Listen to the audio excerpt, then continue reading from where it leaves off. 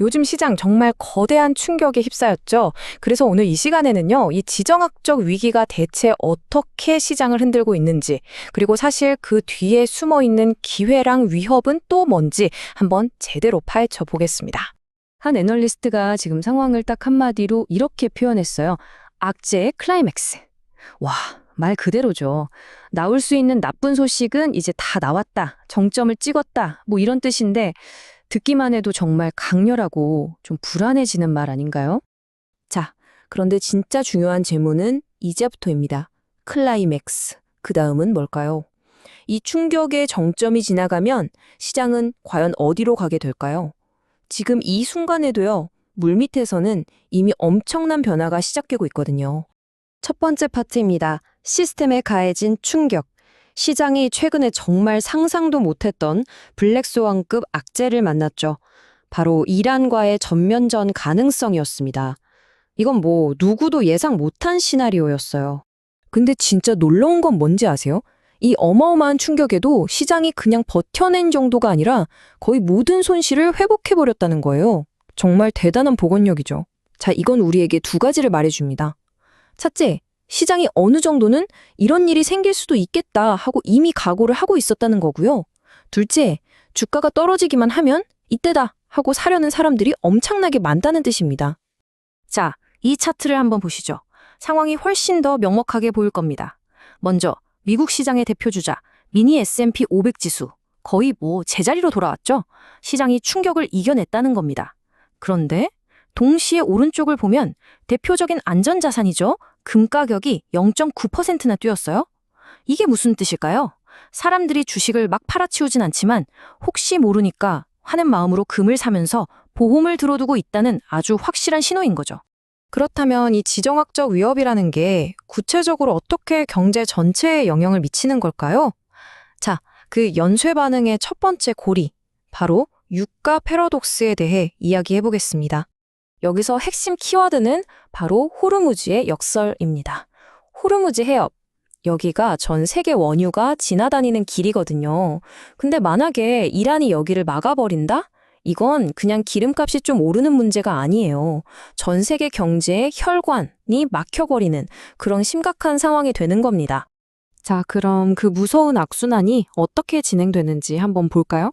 첫 번째 단계, 호르무즈 해협에서 위기가 터집니다. 그럼 두 번째, 유가가 배럴당 100달러를 훌쩍 넘을 수 있다는 경고가 쏟아져 나오죠. 세 번째, 기름값이 오르니 당연히 인플레이션에 다시 불이 붙습니다. 네 번째, 물가 잡는 게 최우선인 중앙은행은 금리 인하를 할 수가 없게 돼요. 그리고 마지막 다섯 번째, 이 높은 금리가 결국 경제 전체의 발목을 딱 잡아버리는 거죠. 보세요. 중동의 작은 해협에서 시작된 불씨가 전 세계 경제를 위협하는 거대한 불길로 번지는 완벽한 시나리오입니다. 자, 세 번째 주제로 넘어가 보겠습니다. 이런 위기 상황에서요, 스마트 머니라고 하죠. 똑똑한 돈은 절대 가만히 있지 않습니다. 위험한 곳에서 빠져나와서 기회가 있는 곳으로 아주 빠르게 움직이거든요. 이걸 바로 섹터 순환매라고 부릅니다. 지금 시장에서 돈이 어디서 어디로 흘러가는지 보면 이 변화가 정말 선명하게 보입니다. 한쪽에서는 마이크론 같은 메모리 반도체, 그러니까 하드웨어 쪽은 좀 차갑게 식어가고 있어요.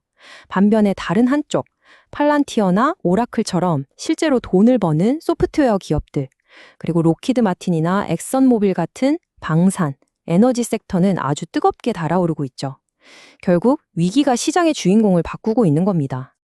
자, 이제 네 번째 이야기입니다. 어쩌면 오늘 내용 중에서 가장 중요할 수도 있는 부분이에요. 지금까지는 시장 바깥의 위협에 대해 이야기했다면 이제부터는요, 어쩌면 전쟁보다 더 무서울 수 있는 시장 내부에 숨겨진 위험에 대해 이야기해 보려고 합니다. 월가에 이런 말이 있거든요.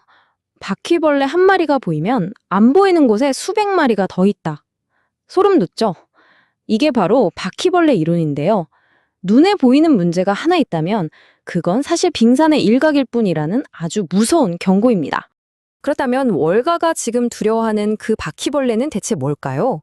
바로 사모대출, 영어로는 프라이빗 크레딧이라고 불리는 시장입니다.